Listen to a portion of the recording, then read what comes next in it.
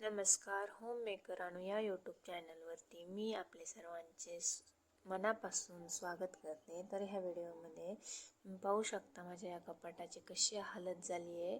त्याचबरोबर रूममध्ये सगळा कचरा आहे आणि माझी मुलगी किती छान तिथे खेळती आहे.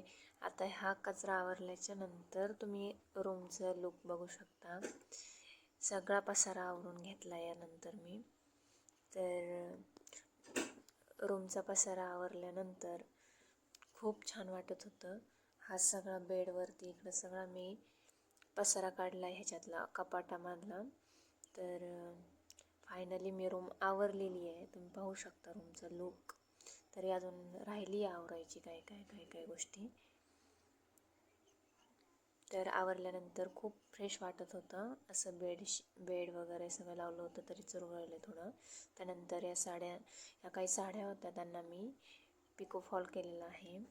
त्यानंतर देवाचे आसन स्टिच केलेले आहेत. देवाचे आसन जर कोणाला पाहिजे असतील तर तुम्ही मला कमेंटमध्ये सांगू शकता किंवा त्या लेसची लिंक वगैरे मागू शकता. ह्या साडीला सुद्धा मी पिको फॉल